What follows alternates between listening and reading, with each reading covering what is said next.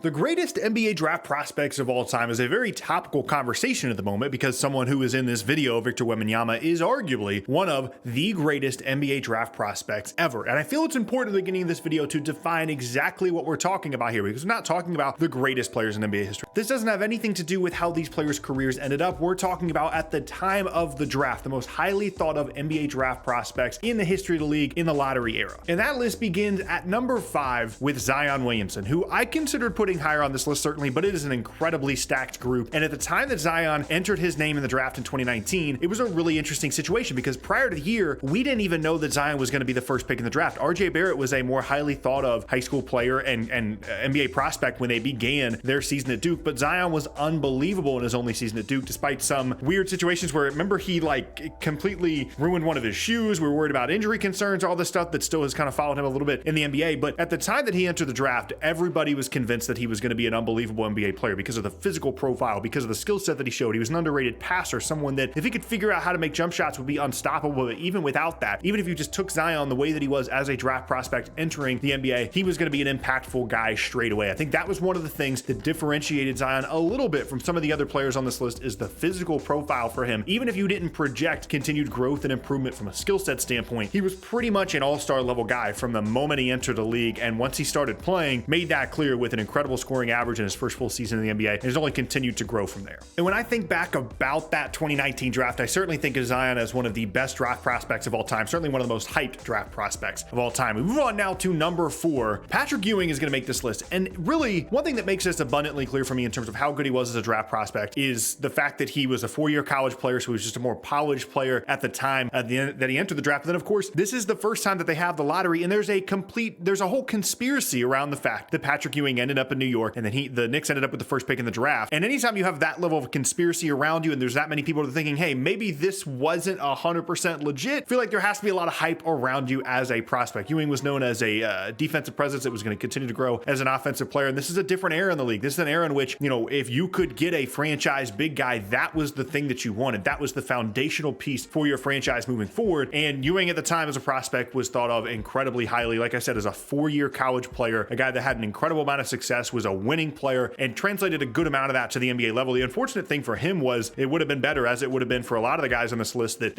stayed multiple years in college. It would have been better for his NBA career if he'd gone to the league earlier. He certainly was capable of being a really good NBA player. That's just not how things worked back then. But I think that he is the 4th best NBA draft prospect of all time. And number 3 now is Shaquille O'Neal. And I knew when I was going to make this video that Shaq was probably going to be on this list somewhere. And then I looked back at his college stats and research for the video. The ones I have on screen here are his final year at LSU. But his years prior to that at LSU, I don't know at what point someone looked at the statistics for Shaq and how dominant he was as a college player, averaging 27 and 15 on 60+% shooting, and looked at that and said, you know what? Yeah, he probably needs another year at LSU. He probably needs another year, playing against college competition. As a physical prospect, I would argue that even as incredible as LeBron, who we're going to get to, and Zion were as physical prospects, I'd argue that Shaq is probably one of the most unique athletes we've ever seen in the history of American pro sports. The ability to move, the agility at that size to go along with an incredible amount of skill set. It's just something that I don't know that we're ever going to see matched ever again. Certainly not for a very long time, just in terms of brute force. The way that he was able to move on the floor and the incredible agility that he had, especially earlier on in his career. And that's what we're talking about here, with him entering his name in the draft, ultimately going to Orlando to play with the Magic. I really don't think that you could think of or build in a lab a better true big, post prospect than Shaq was at the time of the draft. Now, before we get to the debate that I'm sure a lot of people want to see here between who's number 2 and number 1, I want to throw an honorable mention out there. I've talked about this in other videos before. The only non-number 1 selection that I'm going to put on this video is Luka. Now, I'm not officially ranking him because I don't feel like a lot of people would agree necessarily with him being one of the best NBA draft prospects of all time, especially considering the fact that he didn't even go first overall at the time. So how can he be one of the best draft prospects ever if he didn't even go first in his class? Well, I think that had to do with a lot of different things. I've talked about this in other videos, but in terms of pre-NBA production, specifically at the professional level, Luka is one of the best draft prospects of all time as the EuroLeague MVP, as a very, very young player playing against adults, playing in an incredible league outside of the NBA prior to coming to the NBA. It's one of those things where it's kind of unbelievable that people got it wrong. I understand that there were physical concerns in terms of his acceleration, his agility, and things like that. But the fact that he didn't go first overall in that class still kind of boggles my mind. And as a prospect, when you look at his accolades and you look at, especially compared to international players that are getting drafted in the top 5, in years prior, guys like Mario Hezonja, their statistics don't even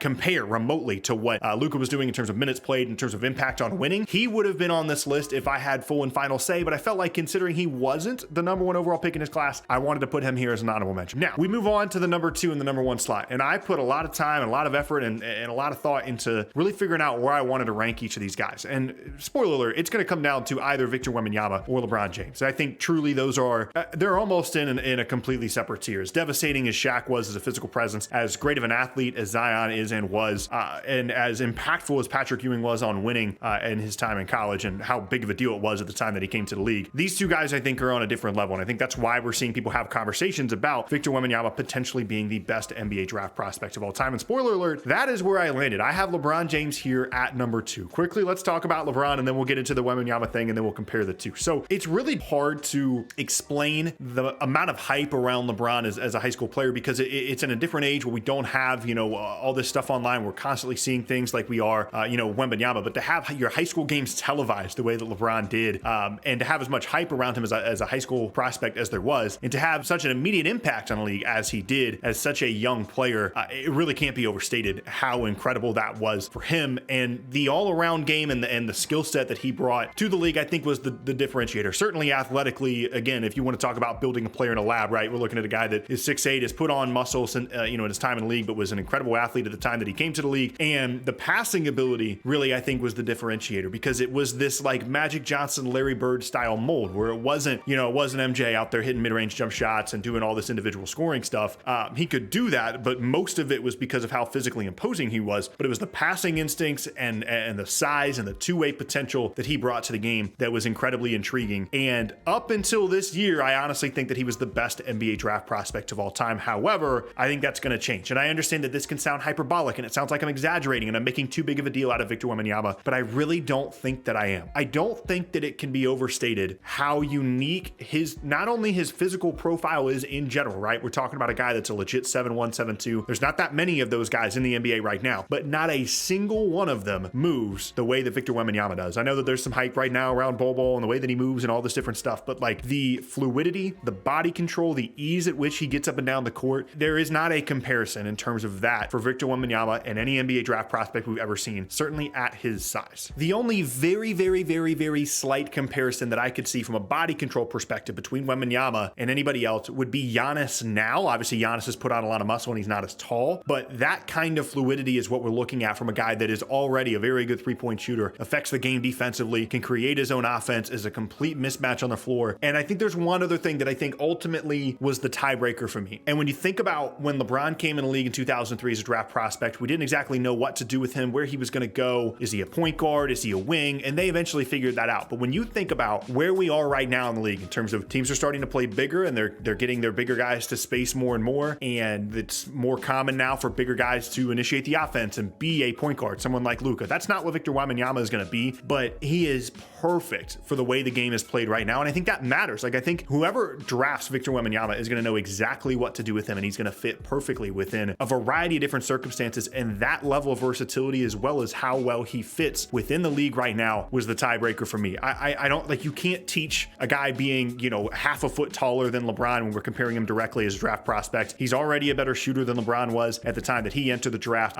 Certainly, I would argue the competition is much, much better in terms of what he's playing against right now compared to LeBron, as a high school senior. And it's just he checks all the boxes, right? Like, he seems like a guy that's going to continue to put in work. He's confident. He can defend the rim. He can defend in space a little bit. He needs to put on some muscle, but every 18, 19-year-old kid that comes to the league, for the most part, needs to do that. LeBron needed to do it. Giannis needed to do it. And I really don't think that it's going to be that big of an issue for Wembanyama. I think he actually kind of has the build for it, more in that kind of like Giannis style mold, rather than someone like Chet Holmgren that we saw get drafted this year that I don't think is going to be able to put on that kind of muscle. I don't think he's going to become Giannis physically, but strictly from a prospect perspective in terms of potential, upside, immediate impact, it's all there. Like, it would be different if there was this unicorn guy, this French guy that was averaging 10 points per game coming off the bench for a random team, but like, he's dropping 30 like every night. Like, the production is there. And again, that's the differentiator for me in terms of international prospects, because that's what Luka did. Now, the league is different, right? But that's what Luka did, is he produced at a big time level statistically and at an MVP level. And in comparison to other international prospects, that is the differentiator, is if you are able to, at that young of an age, break out in that kind of a way and score that many points and rebound the ball that way and defend and hit threes, it's just a completely different level. And And that competition level, again, is another tiebreaker for me between him and LeBron. So ultimately, this is where I'm going to land. My 5 best NBA draft prospects of all time. Again, it's topical because we've got coming up with Victor Wembanyama. If you made me put Luka on the list and you made me get over some hesitancy there, I would probably put him 3rd, quite frankly, but I don't know that the hype factor was necessarily there for Luka, but I certainly felt like at the time that he was the best player in the class, and that considering his international accolades, probably should have been ranked higher in terms of these all-time rankings. But this is where I'm going to land. Let me know down in the comment section below where you guys would have ranked your 5 best NBA draft prospects at the time of the draft. Thank you guys so much for watching, and I'll see y'all next time.